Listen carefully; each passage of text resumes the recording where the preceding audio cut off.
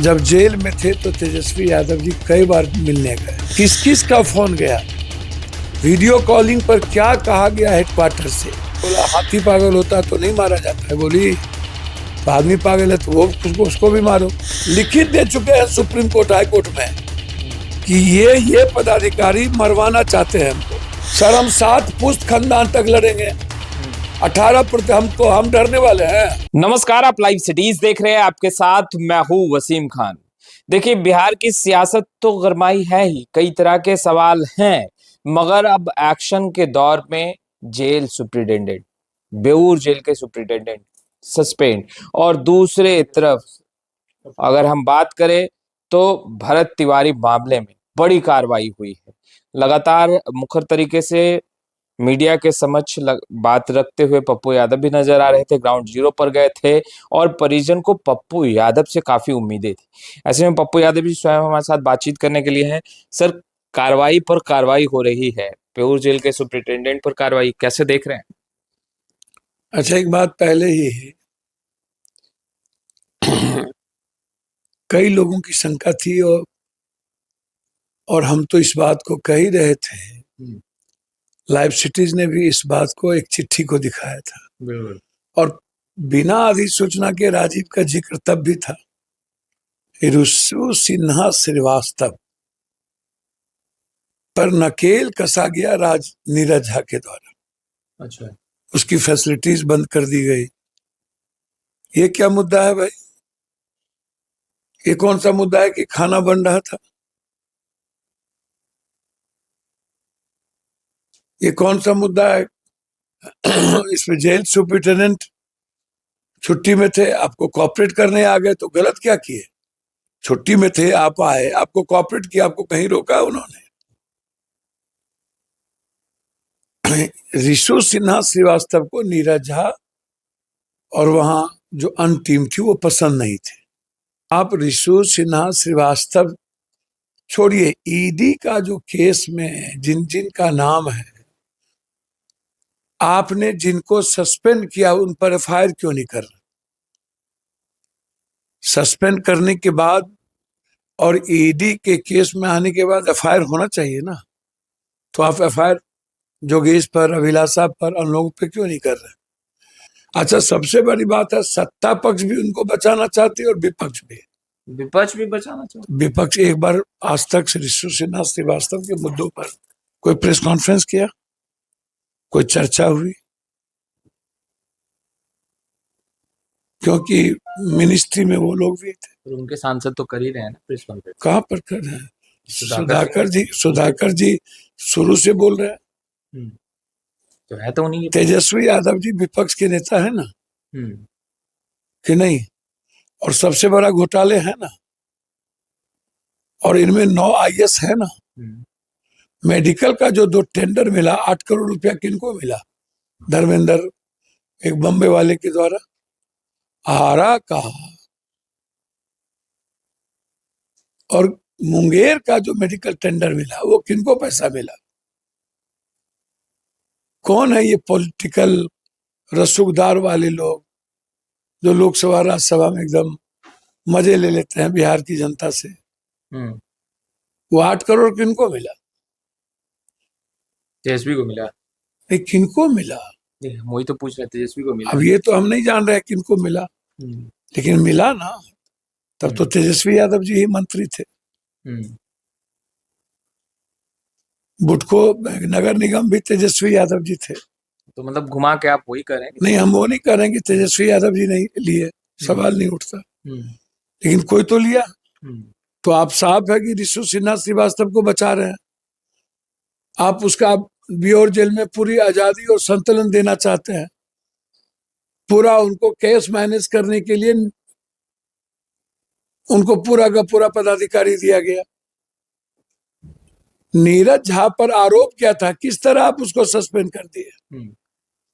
क्या लग रहा है, बड़े बड़े मछलियों को अभी सारी बड़ी मछलियों को बचाने के लिए नीरज झा को बलि का बकरा बनाया गया और उसको सस्पेंड। बड़ा खेल चल रहा है भाई। किसको ये लोग मरवाएंगे, किसको क्या करेंगे? मरवाएंगे? अरे बाप रे बाप, देखते चलिए ना सर।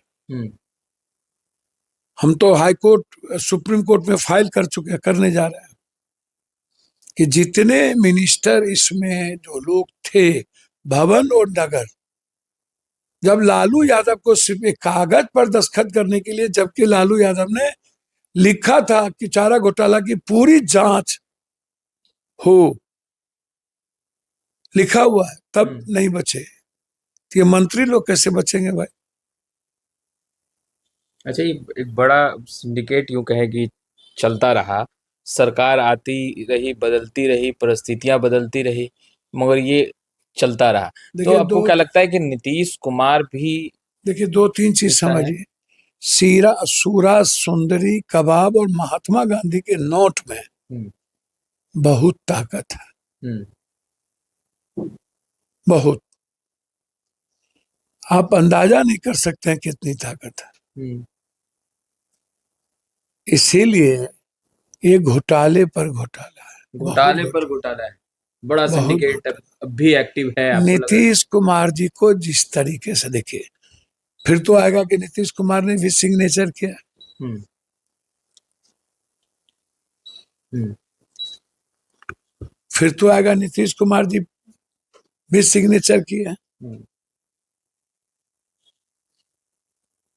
आप इसको समझने का प्रयास कीजिए। क्या लग रहा है, नई सरकार बनी है, मुख्यमंत्री सम्राट चौधरी कहते हैं कि भाई भ्रष्टाचारियों को नहीं बख्शा जाएगा, अपराधियों को नहीं बख्शा जाएगा। हमें तो अब आप तो समझ अभी में, जो कार्रवाई, आप रिशु सिन्हा के से देख लीजिए ना, उन लोगों की स्थिति देख लीजिए, पीछे आपको का पता कारण क्या चल लग जाए। रहा है कि भाई नई सरकार बनी है फिर भी कार्रवाई? भैया मैंने आपको क्या कहा, सारी स्थितियों को देख लीजिए। सारे लगभग पदाधिकारी जो हेडक्वार्टर में बैठे हैं, अच्छे अच्छे पदाधिकारी को हेडक्वार्टर से हटा दिया गया, ईमानदार को। और जितने बेचारे, डीजीपी साहब का कुछ चलता है क्या? सुपर पावर है कोई? पैरेलल चीजें चल रही है। और एक मुख्यमंत्री जी को कहाँ से पेंशन मिलेगा, तनख्वाह मिलेगा, डेवलपमेंट, ये इम्पोर्टेंट है, उनको साबित करना चाहिए। एक ही चीज में उलझे हुए हैं, नीला, हरा, पीला, जातीय उन्माद, पहले से ही धार्मिक मजहबी उन्माद प्रकाष्ठा पर है, अब जातीय रंगों को देने की का प्रयास। एक मुख्यमंत्री सबके होते हैं, और पीस की बात करेंगे ना वो, कि हरा नीला की बात करेंगे, 24 घंटा लालू जी को गाली देंगे, क्या फायदा? आपको भी तो, मेरी बात समझिए ना, शकुनी चौधरी साहब और लालू जी सब मजबूत आदमी थे। शकुनी चौधरी जी को कोई खलनायक बताइए, मुझे पसंद थोड़ी होगा। लालू यादव जी बहुत मानते थे शकुनी बाबू को, और इनको भी बेटे की तरह मानते थे। इतना बड़ा बयान सम्राट चौधरी ने दिया बतौर मुख्यमंत्री, नेता प्रतिपक्ष तेजस्वी यादव चुप रहे। देखिए एक बात बोलूं, आप हिस्ट्री उठा के देखिए, लालू यादव जी जब जब बीमार हुए, ये कितने बार इनको देखने गए। जब जेल में थे तो तेजस्वी यादव जी कई बार मिलने गए, जब निकले तो लाने गए। तेजस्वी बाबू सिर्फ लालू यादव के नामों को यूज करते हैं। लालू यादव जी का नाम लेना छोड़ दे तो सर, इन लोगों को कुत्ता नहीं पूछेगा। लालू यादव का नाम ही ऐसा है जिसके चलते आरजेडी और ये लोग जिंदा हैं। और लालू यादव जी को इस मुकाम पर इस तरह के हश्र जो किए गए हैं, उसमें उनके परिवार की सर्वस्त्र भूमिका है। अच्छा, भरत तिवारी मामले पे आते हैं जिसकी लड़ाई आप लड़ रहे हैं। कई सवाल आपने खड़े किए थे, अब एसएचओ और डीएसपी पर गाज गिरी है, खुश हैं? देखिए एक बात बोलूं, मुझे आप एक बात बता दीजिए कि हत्या हुई कैसे? जो लोग आज हाय तौबा बाप बाप कर रहे नेता, इसके पहले 5-6 इनकाउंटर किए गए। सिवान में 3 इनकाउंटर हुआ, सोनू का, छोटू का, एक और हुआ गरीब आदमी का। तेजस्वी यादव जी विपक्ष चुप क्यों नहीं गए? रामधीन यादव जो चेयरमैन थे, जिसको सुल्तानगंज ने, अच्छा क्रिमिनल माफिया को ही तो एमएलए एमपी मंत्री बना रहा है। जितना बालू माफिया, शराब माफिया, जमीन माफिया था, लगभग 20-30% लोग माफिया लोग मंत्री बने हुए, एमएलए बने हुए। आप हमको लगभग पदाधिकारी के पास क्या नहीं है। आप पटना से बख्तियारपुर शुरू कीजिए, एक संजय कुमार डीएम थे, उनके माँ बाप के नाम से कितनी जमीन है। सेलो बना हुआ है यहाँ से वहां, अभी उड़ीसा में है। तो जो बात आप कह रहे हैं, ये घटना घटित कैसे हुई? रामधीन यादव को मारा गया थाना में, सीने में गोली मारा है 4-5 पर, काउंटर 5 गोली एक ही जगह लगेगा? क्रिमिनल था तो जनता चुनती क्यों है इन लोगों को? डिप्टी चेयरमैन फिर जनता ही तो बनाया, क्रिमिनल तो था। और आज भी उनका लड़का युवा अध्यक्ष है, एनडीए में थे। कार्रवाई हुई भैया मैं कह रहा हूँ, मैं क्या कह रहा हूँ, एनडीए में थे ना। आपने क्रिमिनल को इनकाउंटर कैसे करना है, क्या करना है, ये तो लॉ आपको देख लेना चाहिए। कि जब हमारी पुलिस को लगेगी कि अब हम नहीं बचेंगे, हमको मार देगा, या हमको एक किसी साथी को गोली लग गई, या सामने में गैंग घेरे हुआ है, तब आप उनको कमर के नीचे मारेंगे। तो इसी चूक के कारण तो एसएचओ और डीएसपी को सस्पेंड किया है। सुनिए ना, इसके पहले कौन चूक हुई? 5, और उसके बावजूद भी हम क्या बोल रहे हैं? और मेरा मानना यह है, यह आरा एसपी और आरा डीएसपी थानेदार इस काउंटर में कहीं नहीं है, कहीं नहीं है। उन्हें बलि का बकरा बनाया जा रहा है। बलि का बकरा बनाया जा रहा है एसपी को। जी, डीएसपी ने मना कर दिया था। हम चाहेंगे हेडक्वार्टर से किनका फोन डीएसपी को गया था, किस ऑफिस का फोन गया था, उसकी पूरी जांच हो। किस किस का फोन गया, वीडियो कॉलिंग पर क्या कहा गया हेडक्वार्टर से। जब कहा गया वो विक्षिप्त है, पागल है, तो बोला हाथी पागल होता तो नहीं मारा जाता है गोली, तो आदमी पागल है तो वो उसको भी मारो। जब मनाही हो गई तो एसटीएफ के लोग जाके मारे, सर निकालिए जांच करिए, एसटीएफ ने जाके मारा, इंटरनल पार्ट में मारा, गाड़ी में मारा। सर वहां के थाना प्रभारी और डीएसपी ने नहीं मारा, सिर्फ हेडक्वार्टर को बचाने के लिए और एक रावण को बचाने के लिए किया जा रहा है।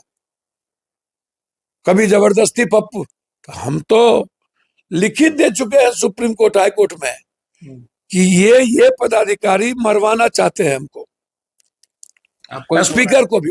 हम नहीं, हमको फोन आएगा, सर हम 7 पुश्त खानदान तक लड़ेंगे, 18% हम डरने वाले हैं? हमको कोनो चोरी का माल है, जमीन है?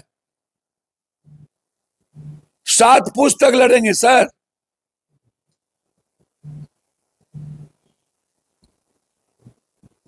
हमारे यहाँ पूर्णिया में इंटरफेयर करता है, डराता रहता है।